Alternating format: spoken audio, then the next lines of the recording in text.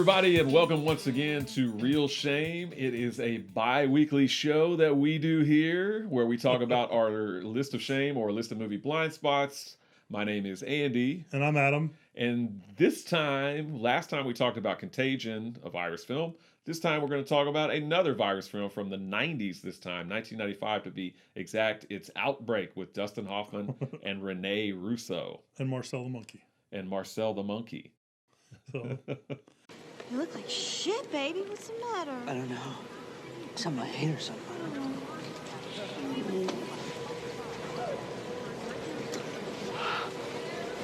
Jimbo? What is it? Sweetie, talk to me. What is it? Jimbo? So Outbreak came out in 1995. It's directed by Wolfgang Peterson. Wolfgang. Who also directed Air Force One. Yep. And not a lot of great movies. Look, now wait a minute. I wrote down, I was like, In the Line of Fire. Clint Eastwood in The Line of Fire. That's a good one. I'm pretty sure I've seen that. That's a good one. Never Ending Story. You can't crap on that. I think like we talked about with Not Gore Verbinski. I said his name again. With the director of Hollow Man that we talked about. Yeah, Paul Verhoeven. Paul Verhoeven. I think also Wolfgang Peterson, a very 90s director. Doesn't have much of a career post. Definitely. Well, I would say definitely his 90s films are real crowd pleasing kind of big box office popcorn fare. The 80s ones, Never Ending Story, I don't know how well received or how commercially successful it was when it came out. Definitely found a life on home video. I mean, for sure. He started his career, well, he didn't start his career, but he started his career as us Americans know with Das Boot. Right, okay, the German U-boat movie. Which I haven't seen. It's great, but it has like 50 million different versions because it came out first as a theatrical film.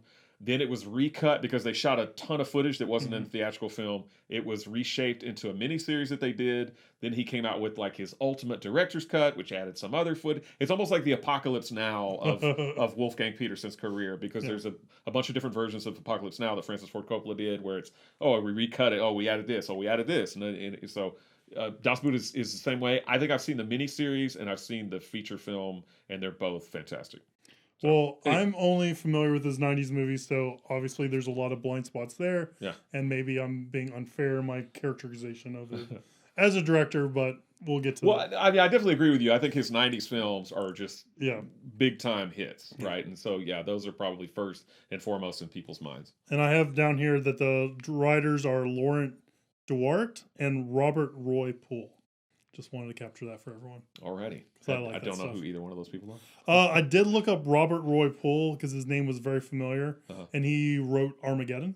Oh, okay. Which is on my list. Yeah. So we'll talk about him again, and he's written some other stuff, but the name looked very familiar, so I dug into it a little bit more. Gotcha. So we talked about with our review of Contagion. This was a movie we thought that you saw, but it turned out you have.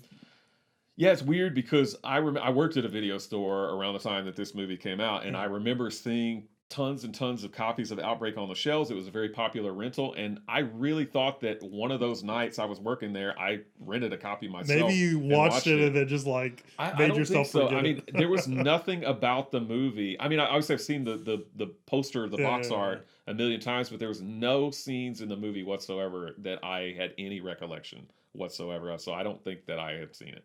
I've not seen it before. I remember seeing it pretty close to when it came out. I don't know if I saw it in theaters or not. Yeah. And then I watched a bunch of these kind of virus movies, I think around the time that Dawn of the Planet of the Apes came out, like the remake of it. Right.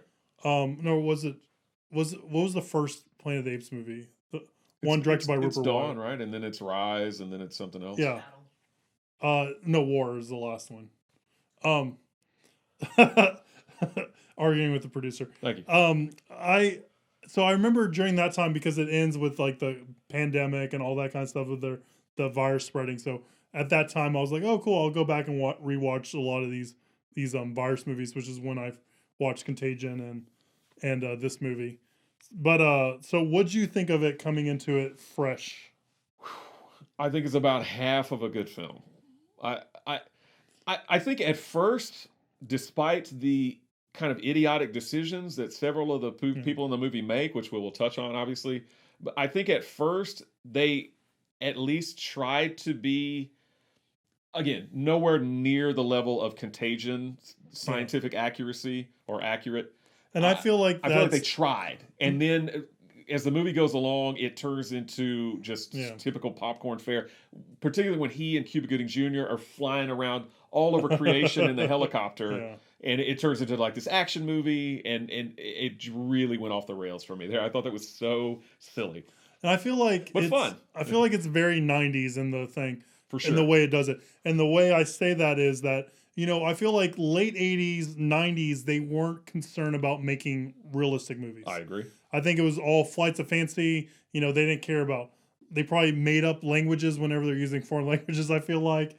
No one spent the time to say, let's make this authentic. They just wanted to make fun blockbuster affair, and they agreed. And realism was the first thing they throw out the window over, something that's fun to watch, right? 100% agree. So this movie does feel very much like that.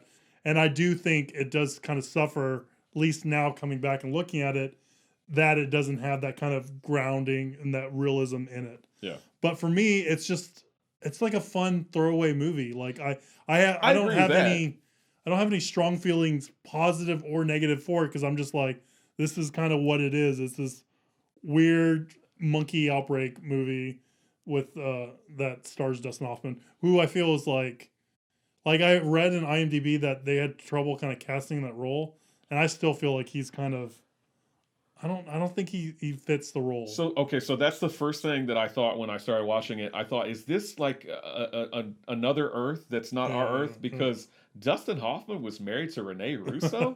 Huh?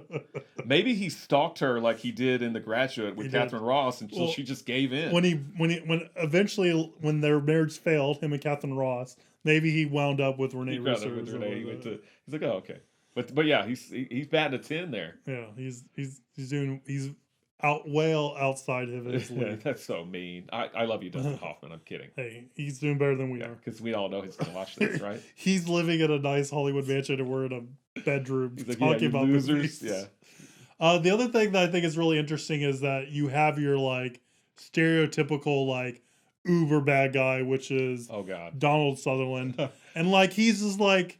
He has an agenda, and the agenda is he's gonna blow up whatever he sure can. does have an agenda. I kept wishing that he had like a pencil thin mustache that he could stroke. He's so villainous. He's Snidely Whiplash. He is like the personification of, we need a bad military guy that wants to do his own thing at all costs, and he'll justify it any way he can. Right. And they got that in him. I think he does the role, what's asked of him, very well. Yeah. I mean, my favorite Donald Sutherland point is Hollow Point, which is like this really weird HBO. I saw an HBO. I don't know if it was an HBO movie that I don't think anyone's ever heard of, but he's awesome in it. Yeah. Other than the Hunger Games. I don't think I've seen it. But heard of it. I think he's a great actor, and I think he does a good job of what's asked him, which is to be this, like you said, mustache twirling bad guy that just wants to see the world blown up bit at a time. Yeah. No, I agree with that. I agree 100% with your assessment of 90s films, kind of 90s action films and sci-fi films in general. And while I wouldn't say this movie is great, earlier I said it's only about half of a good movie. It's kind of the same with Hollow Man. You could do far worse with your time than watch a film like this. It's popcorn fare, right? And I can you turn see why your brain off and you kind of just enjoy, even though we can talk about some of the things in the movie that happen that are kind of like, what are they doing here? And we can see why this is like another popular rental for the time, because it's just kind of fun, lighthearted affair. It's like Volcano and Dante's Peak and just like all these kind of disaster-ish movies of around the time. They're just, turn your brain off and you just sit back and enjoy. Well, heck, even Independence Day again, which is on my list. We hope to hit that probably around Independence Day. Yeah. So I did watch. I was watching this one YouTube video because I watch too much YouTube, where they had this CDC expert or this viral epidemic expert talk about different movies and stuff, and he rails this movie for like just little things. He's like, well, this person's wearing glasses to cover their eyes, and this person's not. They're not using gloves and all this kind of stuff. I mean, I don't think you know, I don't think one person thought about like, you know, and then he's talking about one of the big things he calls out is when they first discover the virus is airborne. He's like, this guy ran from the room that was, you know, infected with people, or he ran to the room that had a bunch of infected people and back. He's like, he's the guy that's spreading all the germs. I and thought stuff the like same thing. And I also love the camera goes through the air duct to get all just to show that, again, kind of like a typical 90s thing David to Fincher. me, something like that. Yeah. But no, I felt the same thing. I was like, Dustin Hoffman is running back and forth. You know, what's he thinking? So those are all fun videos to watch. Wired does a whole series of those where they have experts dig into that kind of stuff, and it's a lot of fun. I'm sure. You mentioned when we talked about Contagion, the Jennifer I wish I knew how to say her name. Ellie, something. Forgive me. Send us an email. Yeah, but she had the miniskirt on or whatever when she injected herself with the vaccine. Well, so there's a lot of idiotic healthcare workers, I feel like, in this film. So first of all, let's go back to the beginning. First of all, Patrick Dempsey is in this film. Very briefly. He's patient zero. Well, first there's a prologue that takes place in Zaire. Jimbo has, I think, Kirby's favorite scene ever put on cellulose. From this movie? Yes, I think so. Okay, well, you can hear her laughing in the background. What I was going to talk about is there's a prologue to the film where they try and contain this outbreak back in the 60s. And you have a young Donald Sutherland and Morgan Freeman. And they've got suits on, so they didn't have to try and de-age them. Which I think is great. Which I had no problem. They should have did that in X3. I had no problem with that. But then, so you jump forward. Patrick Dempsey steals Marcel the monkey and takes it to the pet store or whatever, and he gets sick, right? He gets off the plane, which I don't fault him for traveling, because that is obviously how a lot of viruses spread, with people traveling when they're not supposed to. I don't fault him for traveling, although he looks terrible on the plane. Everyone who gets sick, like within like 5 minutes, they look awful. They look like they're He gets off the plane looking like total crap. This was Kirby's and the first thing his girlfriend does is give me some of that, like starts tonguing him and everything. If my significant other got off the plane looking like death warmed over, like Patrick Dempsey did, I'd be like, whoa, you're going to the doctor straight away, and I'm keeping my distance. He looked terrible. She's like, let's start making out. She even comments on it. She's like, whoa, you look sick. Yeah. And then she like starts Frenching him down. So they're not even healthcare workers, but that was idiotic. But then the guy, I guess they do an autopsy or something, he's working with the blood. The blood gets sprayed on his face. I love this. He sticks his finger in the centrifugal force. Yeah, the centrifuge. Yeah. The blood sprays all over his face. Yeah. He goes and gets checked out by the doctor, and the doctor's like, "Oh, don't worry about it." And the doctor shakes them a bunch, right?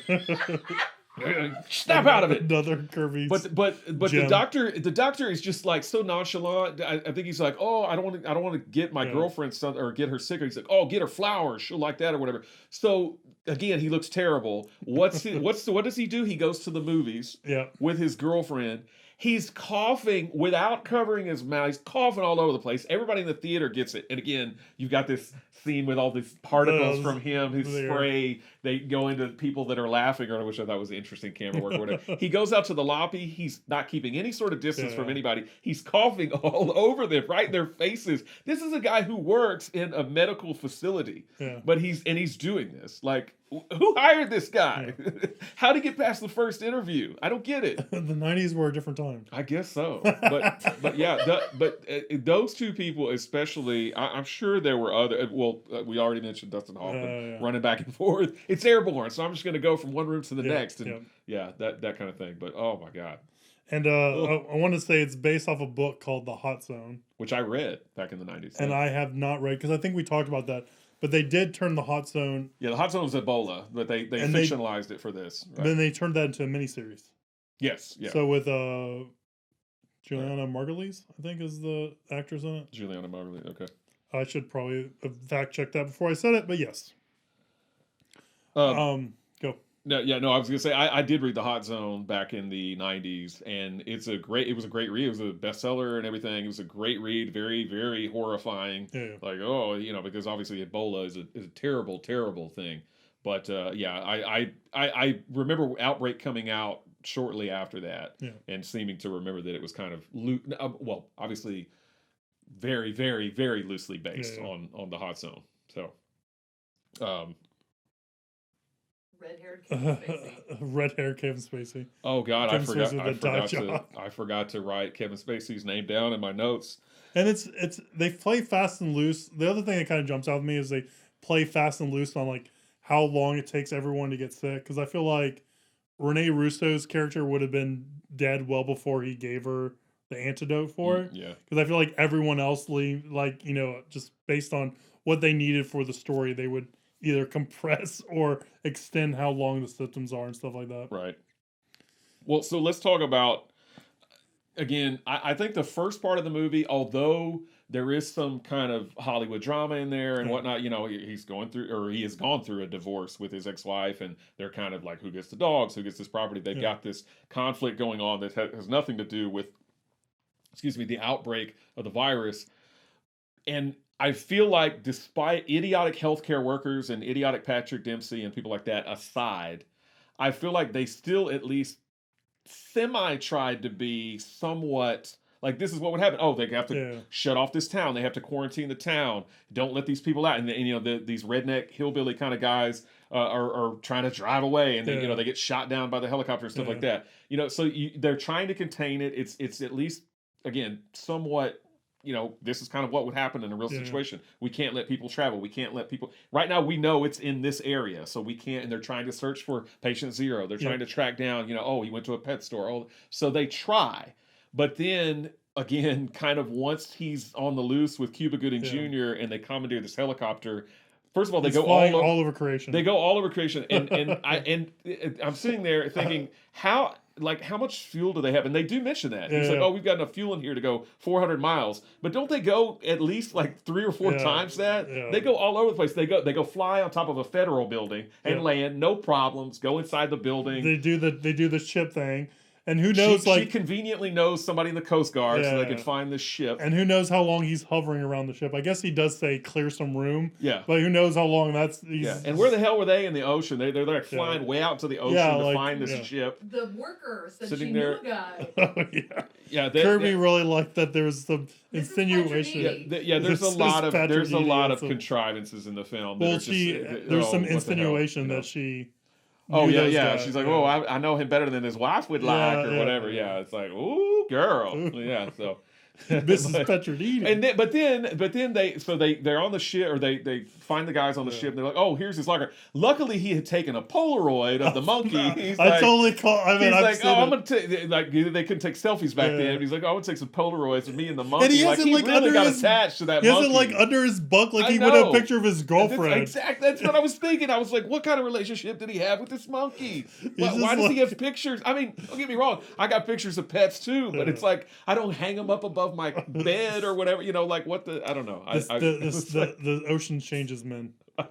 Yes, it does. So then they leave the ship, and they're gonna go fly back, and then they have like this whole action sequence where they're being chased by these other choppers. Which is like the slowest helicopter chase sequence I've ever seen. But I mean, I was like, there's no way his chopper would be able to get away from these Apaches. These Apache helicopters that have missiles and machine guns and all this other stuff. But somehow he evades them. He makes Donald Sutherland's chopper and the other guy almost collide like they play chicken or whatever. But to me, that was really, really, really silly. Yeah. But yeah, all while they're trying to save Rene Russo's life. Right. But that whole second part of the movie, again, big budget action fair popcorn movie. Turn your brain off and enjoy. I get it, but still, it was a stark contrast to the first part of the movie, which I felt like, to me, they were going for a little more just straight drama. Then it turns into like an action film. It kind of made me want to watch The Rock.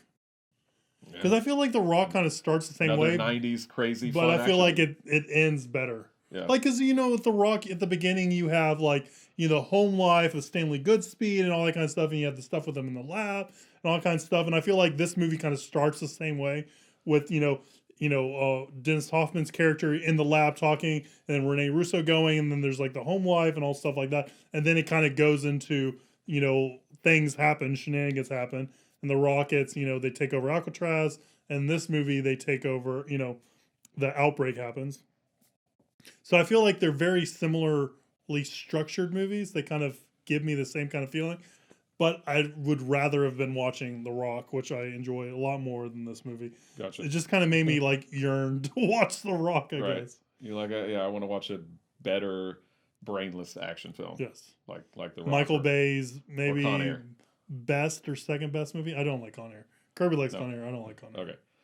I didn't write him down in my notes, but I was actually just looking on my phone because I did want to mention, just like I called out, I gave a shout out to Jennifer Illy in Contagion.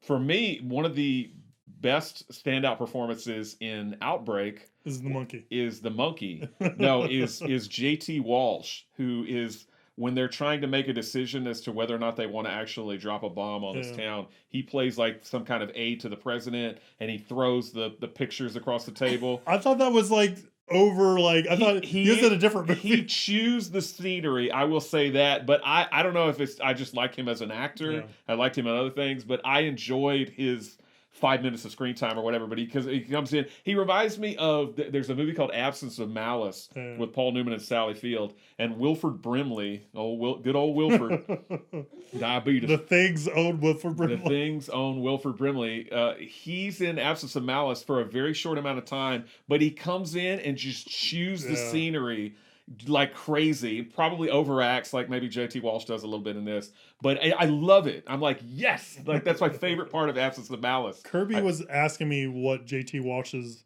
role was in the in Office. I think he's like chief of staff. Yeah, he just looked like some kind of Yeah. So I mean, obviously, no one is obviously arguing with him. he comes could. in and He's the is chief. like, He's the this chief. is Of, awful, and they're all just like, yeah. What yeah. he says this is- goes. What he's he the says chief of goes. staff. Yeah. I don't know. Well, he had an ear, or he could be in the ear of the president, right? So I think that's what why I got think out he's of it. chief But he's staff. in there for a very short amount of time, and he's pissed off. And by golly, you better burn these people's faces into your memory, because if we bomb this town, they're going to haunt you forever. And then Donald Sutherland's like, "Yeah, that's what I want." Yeah, That's what Donald Sutherland's like, with his imaginary mustache. Yeah, Yes. we will do You guys that. aren't even Yes. mentioning the story of the housewife mother who you see leave the children, who ends with her photo being thrown across the table. You see, like, she gets taken from the home, and then she gets her sample read, and then they're like, that's how you know she died.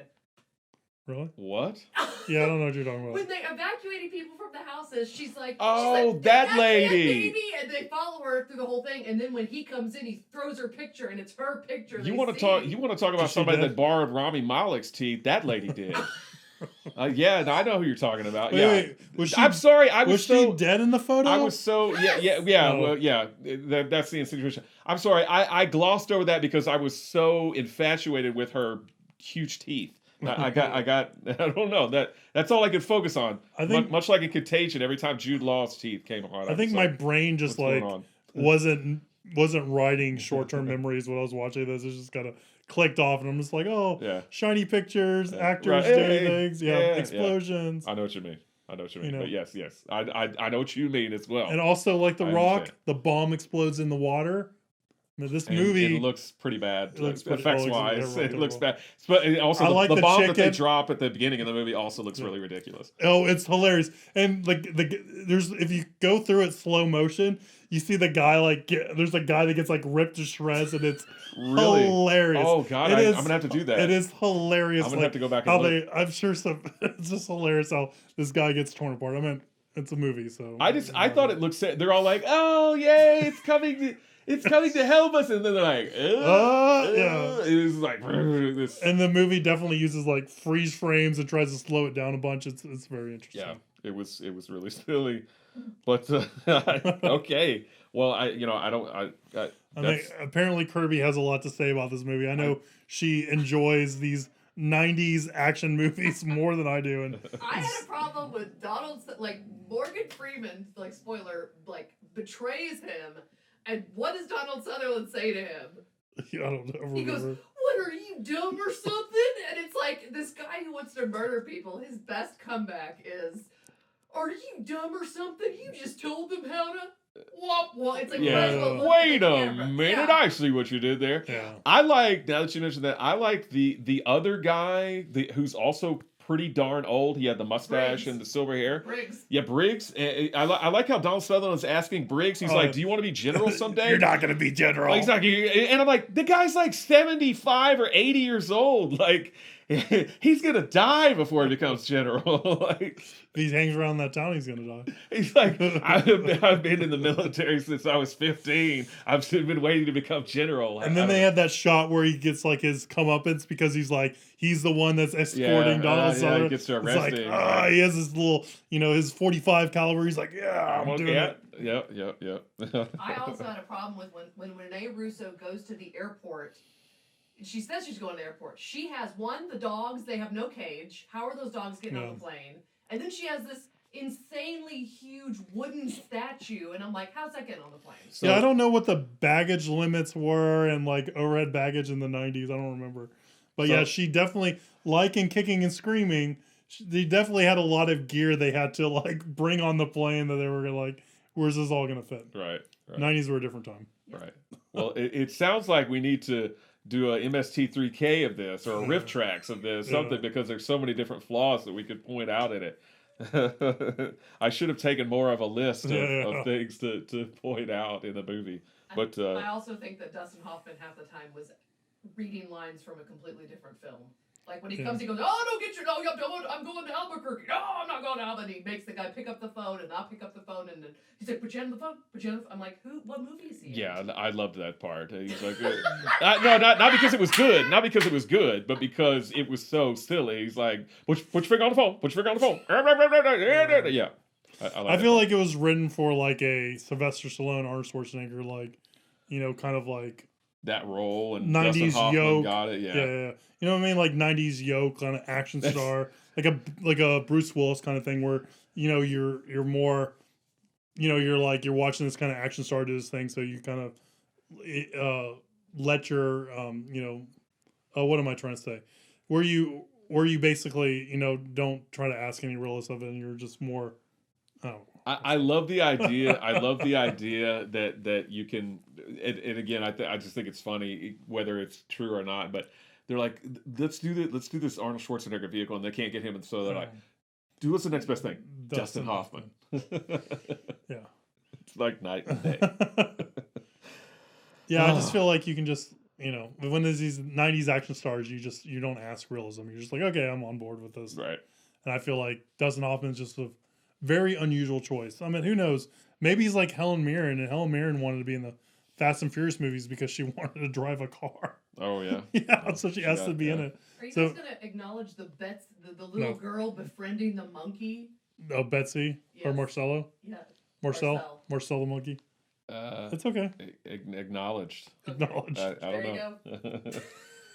All right. Yeah, all that was weird. It's just a weird. It's a weird movie. It's a product of its time. I mean, I think the more 90s. I mean, I just feel like I want to be able to sit down and be able to put into words what makes these 90s movies feel so 90s. But it is just a, like I said, kind of like what I said a little bit earlier. It's we're not going to take this realistic. We're just kind of having fun. We're all about the spectacle over realism and all that kind of stuff. And kind of movies. Yeah, I feel like 90s movies have their own kind of feel or vibe. I feel like 80s movies do too, right? Yeah. A lot of the 80s stuff. When you watch a movie from the 80s, you're like, this came from the 1980s. Yeah. So, yeah, I agree with you there. I know what you mean. So that's all I wanted to say on Outbreak. Do you have anything else? Nope. Kirby, do you have one last thing you want to say? I did not like when they realized that they had the vaccine for the original flu. In the closed captioning, he clearly says "look," and yet the closed captioning says the F word, and it is so clear to me. And I thought that was the strangest thing. It sounded like the F word. I didn't watch it with the closed captioning, so sorry. I missed that. I missed that. Are you dumb or something? Are you dumb? What about run for fun? Doesn't Dustin Hoffman also say something like, "We're in fucking deep shit. We're in fucking deep shit. We got some fucking deep shit right here. It's some fucking deep shit." I was like. He likes that phrase. I'm gonna start saying that. And then punch me in my nose. Punch me. I got a serious nose. Oh yeah. He's like, I'll take a crack nose. at my nose. Okay. All right. No, that's all. Outbreak. That's all I have. Fun 90s movie. Don't look into it too much. Don't read into it too much. Just turn that brain off. Enjoy. Pop some popcorn. It's a fun movie. Forget everything we all just said and enjoy. There's no reason why we're doing this. This podcast at this point. No. Okay, so with that was Outbreak. Outbreak. So we're gonna close things out with a viewer Viewer's question. A real viewer question this Yes, yes. Hey, we actually got one. time. And I thought this was a good one. You thought this was a good one. It's a great, Yep. great question, and definitely makes you think a lot. Huge question. What sequel surpasses the original film? And it doesn't have to be the second film. It could be Yeah. the third film or the fourth film in a franchise. Although we are excluding things like James Bond films because Yep. that's more of a series of films. I wouldn't consider Goldfinger to be a sequel to Doctor No necessarily. Those are all just kind of standalone movies that happen to star the same Or character. like the Fast and Furious movies. I I think they're more. I would put them more in the James Bond camp. I would actually put them more as sequels, but I don't know that any of those. Does Hobbs and Shaw fit into the Fast and Furious? I mean, it's a spinoff. Okay. But I didn't even, honestly, my brain didn't even go to Fast Yeah. and the Furious on a question like this. Why are we friends? I think sorry, but we did go to a lot of the same ones yeah. though. So do you want to go first? I mean, the first one that jumps out to me is probably either my first or my second favorite Marvel movie, and it's tied. It's just really close, and that's Captain America: Winter Soldier. Okay. I think that is probably, like I said, either the best or the second best Marvel movie. I love Joe Johnston's Captain America: First Avenger. I think I'm in the minority with that. I know a lot of people have problems with that. Love the Rocketeer, love Captain America: First Avenger, but truly think Winter Soldier is probably one of the best superhero films and probably one of the best films ever made. It's actually in my top movies list. Whoa, high praise. So why don't we go back and forth? So what's one from yours? Well. So I actually was going to do an honorable mention first. So I want to mention this is a cheat, but I think Back to the Future is the first one is the best one. But I would say I like that whole trilogy. Oh, I'd say lot. I put Back to the Future 2 as my second one. I think it's better than the first. Really? I like the future and the past stuff in the Back to the Future. I love the crap out of it, Yeah. but I still think the original film is probably the best, and I think the third film is really excellent as well. They're all So Robert Zemeckis and Bob Gale, I think, are the director and writer respectively. Did a great job with those movies. Yeah, those that awesome. trilogy is really, really awesome. I still think the first one's the best, but I think there's definitely a case to be made for the second or even the third film as surpassing the original film. And it might be just because I probably watched the second one first, and I just like that you get so many different periods and you get to revisit the first one, and it doesn't obviously stand on its own as its own kind of movie. Yeah. But what sequel really does, and I just think it's I do like it better than the first one if I'm being honest. Right. What's another one off your list? So we're gonna have the same one. So Terminator 2 probably. Yeah, and with that, I mean, I love the original Yeah. Terminator. I really, really love the original Terminator, and I had the same problem with Alien and Aliens. I'll watch the Terminator and I'll go, this is better than Terminator 2. Yeah. And then I'll watch Terminator 2 and go, no, this is better than Terminator. See- And then I'll watch the Terminator and go, no, this is better than Terminator. I go back and forth on those. If I'm being realistic, I would pick Terminator 2 over the Terminator. I think Terminator 2 is a better movie than Terminator. But I'm going to make my friend Jerry very upset at this. I think Alien is in a completely different league than Aliens. Yeah. I like Aliens, don't get me wrong. But Alien is like major leagues. And to me, Aliens is like not even minor leagues, maybe like high school baseball. Like great movies, don't get me wrong. But I just think that Alien just has so much more going for it than Aliens. So I will kind of push back on that. I think once again, I watch Alien. I watch Aliens 2, Yeah. sorry, Aliens, not Aliens 2. Aliens and Alien. I kind of go back and forth. I would probably actually agree with you. I think probably Alien is the superior film of the two, but I really love Aliens a lot. And I like Aliens too a lot. I just feel like, I don't know. This will get into the whole thing. I just feel like Alien is just an easier movie to make because it's more of an action movie than the horror movie. And the other thing leading into that is, and this stuff we talked about, is I watched Alien well after I saw Aliens. I saw Alien 3. I saw Alien Resurrection. Yeah. Like I saw it, it was probably about, what was it? It was 9 years ago. Uh-huh. I watched Alien. So I knew all about Alien. I knew about the movie. I knew about the sequels. I've seen the sequels. and I watched that movie, and that movie still held up to me. That's pretty impressive. So to me, and that, you know, that just speaks a lot from the movie. And maybe I'm biased, but you know, hey, this is our opinions anyway. Yeah, So. that's what you're here to be. Bias towards what you like. And I think everyone's gonna say Empire Strikes Back. That's usually the canned answer for Star Wars. I had a friend, I'm talking about my friends a lot. I have a friend, Glenn, that would actually push back with me on that every time I said Empire Strikes Back. He said, you know what? New Hope is actually better. I'm actually coming around to that. I've watched, you know, I watch them frequently, and I would say I think I like New Hope better than I like Empire. I still like Empire better than A New Hope. I feel like it's kind of the mid, obviously just the middle of the story, but it has the most meat on it to me. Like it's more satisfying. And with that, I know you're not a big fan of the Guardians of the Galaxy movies. I thought Guardians of the Galaxy 2 was better than Guardians of the Galaxy 1, now that I think about it, because it reminds me of...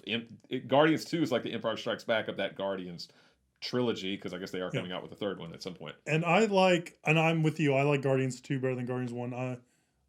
This is a whole different conversation. I mean, I really like James Gunn, but those movies don't do anything for me. Right. For whatever reason. Mad Max Road Warrior 2, Mad Max and Mad Max 2, also known as the Road Warrior. I would say the Road Warrior is superior to Mad Max. No Thunderdome? Although I really no. And Fury Road is great, but I would say my favorite out of all of those Mad Max films is the Road Warrior or Mad Max 2, depending on what you like to call it. I need to figure out if I've seen those or not, because it's one of those things that I think we're playing on HBO all the time. But I'm not sure if I've seen them all in their entirety. So Road Warrior's really they awesome. might be worth. You've seen Fury Road, though. I've seen Fury Road. I saw it in theaters. Yeah. I wasn't as hot on it as everyone else was. I mean, it got like a Best Picture nom, right? I believe. Yeah. So I mean, I didn't like it that much. I mean, there's a lot of things I like about it, but it didn't resonate with me as well as it did everyone else. I think I had very high expectations for Fury Road when I first saw it.